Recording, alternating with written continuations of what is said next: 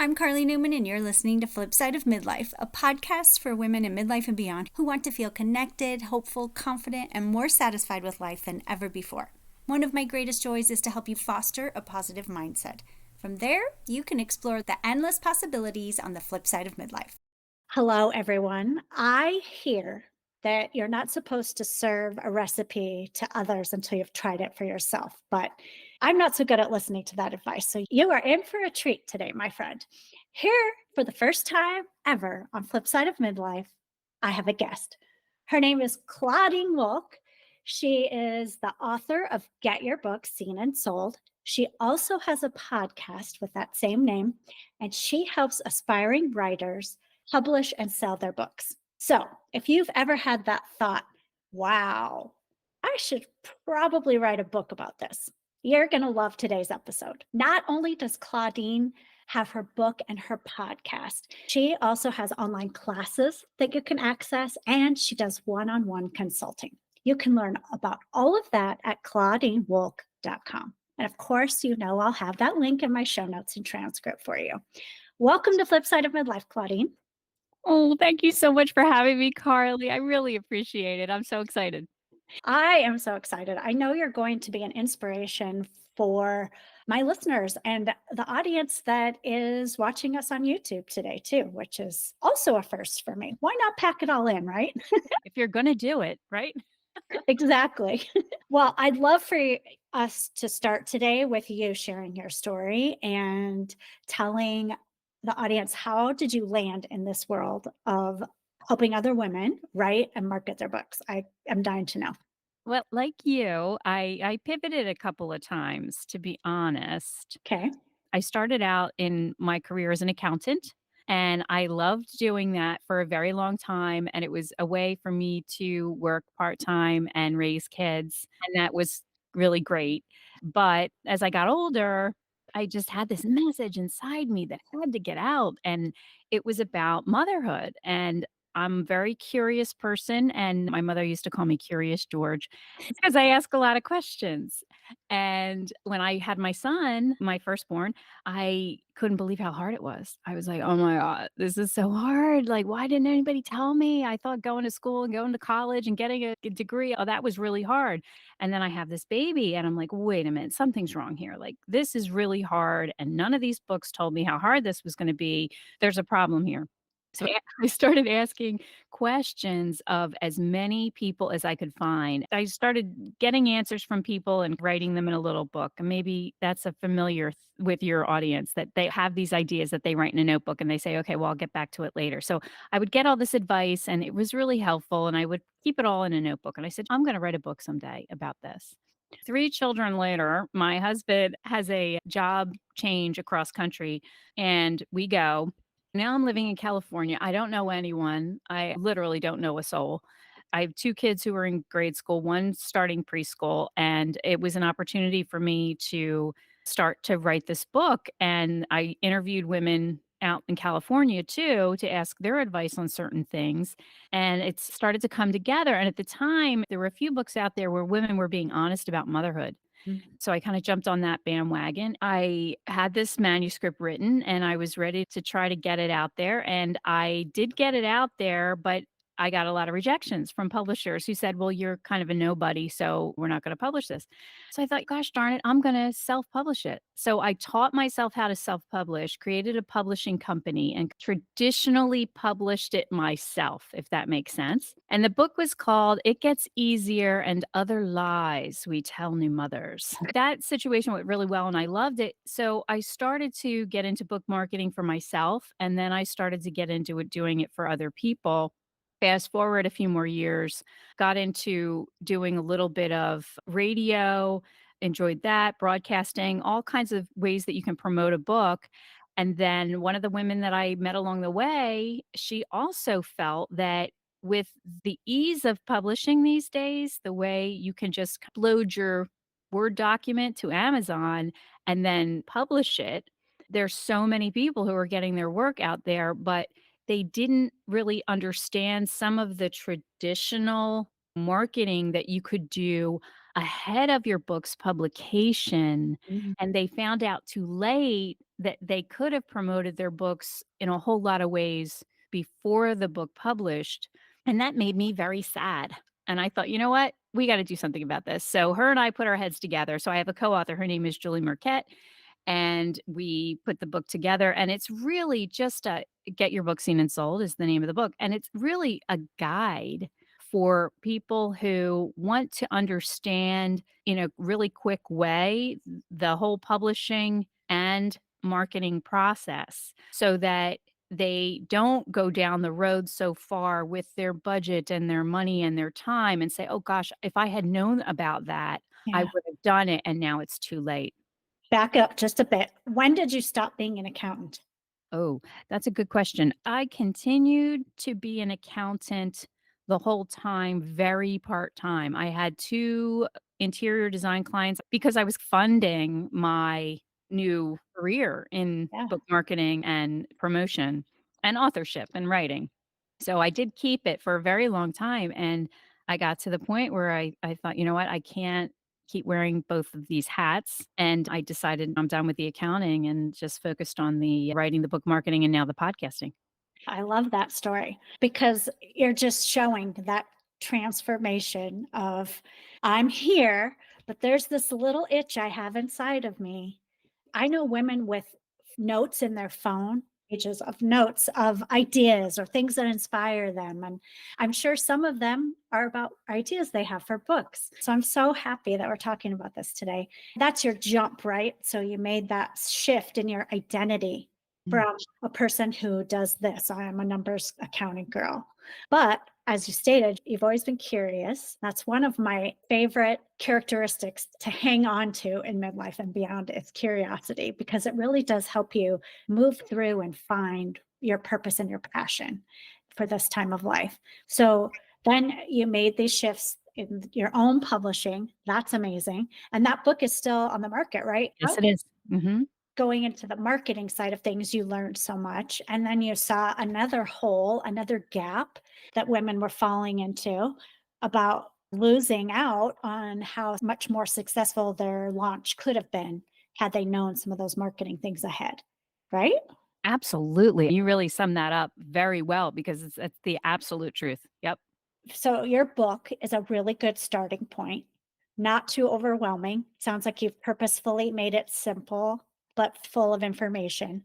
So if any of you listening and watching have even the littlest inkling that you are interested in what it's about, I think Claudine is your go-to girl. She's the one to check out. And I want to say her website address again, ClaudineWolk.com. Yes. CLAUDINEWOLK. Again, I'll have that link in the show notes and transcript for you. But Claudine, you heard her story. She's got the knowledge, she's got the expertise, she's got the experience of doing it alone. You don't have to, my friend. You can do it with some assistance and help and be more successful. So, Claudine is a great resource for that. Claudine, if one of our listeners does have that little spark inside of them and is thinking, I want to learn more about this, what advice do you have for first steps that they can take to get started? I think the first step is to learn about the industry first.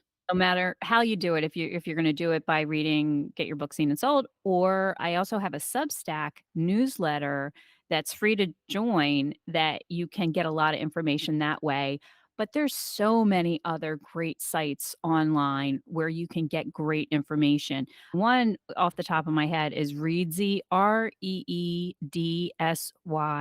That gentleman has put an enormous amount of information about writing and publishing on his website. Another a gentleman, his name is Dave Chesson. He's written what's called the Kindlepreneur, and it's kindlepreneur.com. He also provides an enormous amount of great information. But again, you don't want to get too overwhelmed. The Yeah, first thing any author wants to do, or if you're considering being a writer or an author, is to identify your goal with the book. That's always the first step. What's your goal? that's a great place to start because that Yep. probably leads you down the path that you should go down to do that, right? Absolutely, absolutely. I can't tell you how many people that I meet at certain different stages of publishing where they don't even know what their goal is, and yet they're about to push the publish button Ooh, on their book. It's like, "Whoa, wait a minute. Okay, what's your goal?" Because you really have 2 options. You can either traditionally publish or self-publish. And if you go the self-publish route, there's a whole lot of different options you have, but you need to understand that the traditionally published route is still out there. The problem is that right now there's only maybe 5 major publishers. It's kinda like what happened in the accounting industry where you had the 13 big CPA firms and they all blend into the big 5. yeah. That's kinda what happened with publishing. So all the little publishers were scooped up and now you've got 5 big publishers. So now it's really hard for authors to get seen, and to get contracts. Most of the traditional publishers will only accept a proposal, book proposal from an agent. Yikes. So that means there's a buffer between you and the publisher even. So Yeah. you've gotta talk the agent into taking your book before a publisher even sees it. Now there are some smaller publishers that are still around that will take your book or that you could get a contract with, but with traditional publishing, that means that the publisher is gonna handle the actual creation of your book.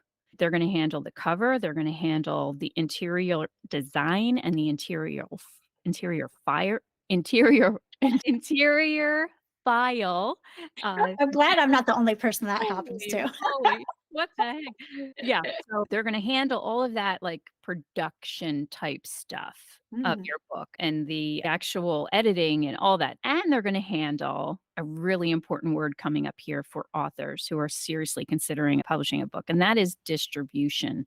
They will handle distribution for you. Well, what is distribution?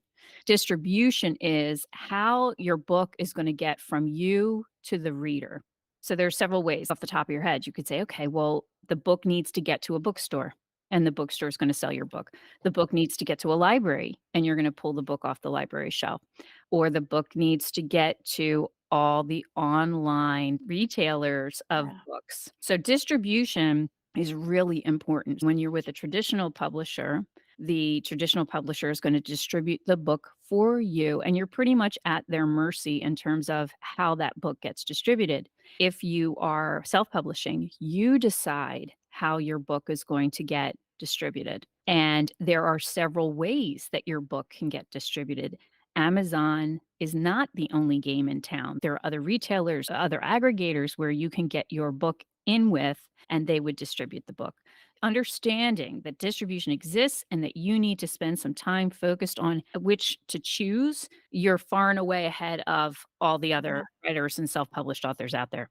As you were describing the traditional publishing route, essentially it's your writing and you have no control over anything else because they're picking the art, they're picking like those are the things I would want to do. Yes.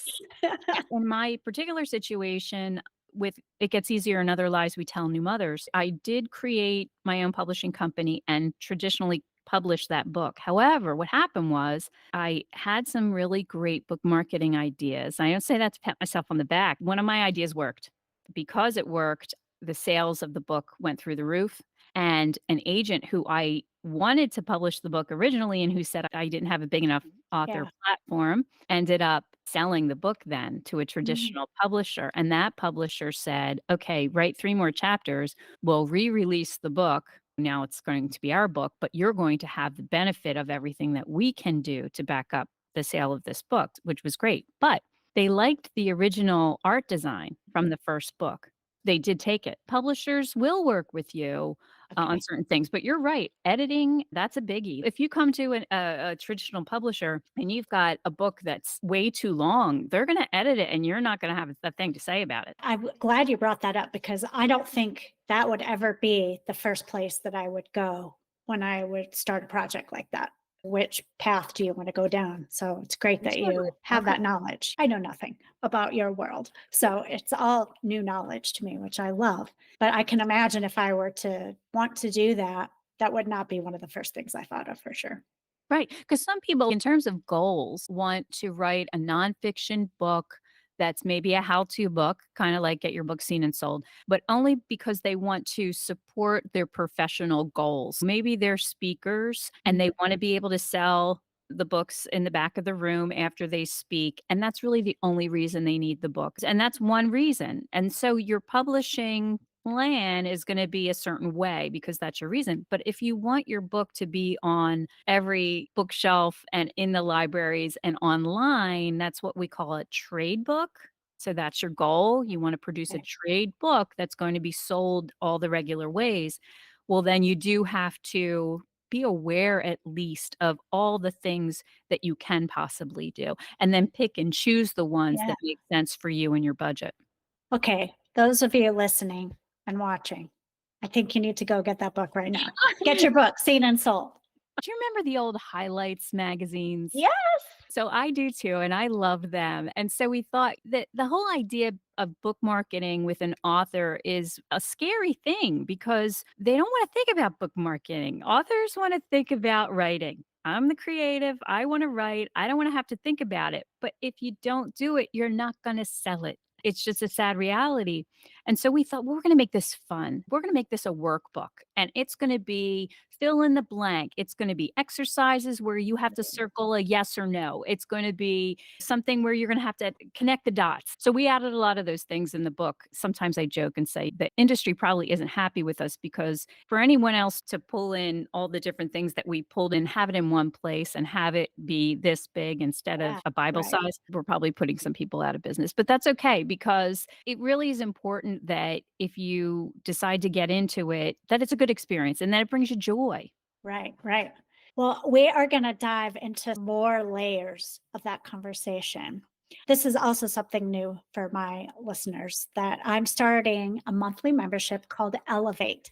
And part of that membership is going to be extended versions of the conversations I have with my fabulous guests, starting with Claudine and everyone else that I talk to too. So you might want to go to my website, flipsideofmidlife.com, and check out the Elevate membership. Claudine, I want to wrap up our regular episode with a question that I will ask not only you, but all of my guests. What's your favorite thing about the flip side of midlife?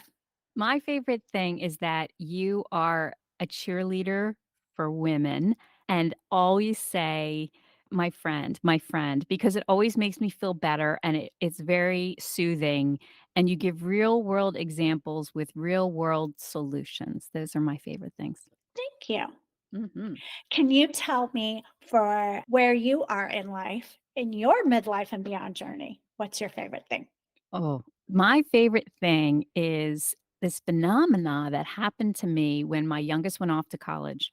All of a sudden, my brain started firing on all cylinders, and I could actually complete a sentence, and all the ideas came back to me. It was like they took a break for the 20 years that the kids were around. It was an amazing thing that happened. I would think to myself, well, this is how my husband must feel all the time. This is amazing. Oh So my that's gosh. my favorite part. I love ending with that because I know that empty nesting is something that a lot of us that have children struggle with.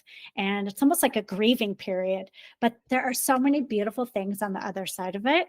And I am so happy to share that. Thank you, Claudine. My pleasure. We are going to wrap up this episode. Thank you so much for joining me, Claudine. It's one of my most favorite things to connect with other women in midlife and beyond and to hear their stories and to share this with my listeners because I feel a lot of times we get isolated and feel like we're the only ones going through something. And my friend, there are many of us out there going through the same things. We might all come to this place in a different way, on a different path, but we are here and there's so much to share. You've inspired me and my listeners, Claudine. Thank you so much. And remember, if you want to go to flipsideofmidlife.com and check out my new Elevate membership, you can hear the rest of my conversation with Claudine. There's juicy stuff in there. And Claudine, I know that my listeners are going to want to go to your website and learn more about what you do, ClaudineWolk.com. Thank you again. Thank you. Thanks for listening to Flipside of Midlife. Please reach out to me at Karli@flipsideofmidlife.com to share what resonates with you most in this or any of my episodes. After all, us women in midlife and beyond, we are in this together.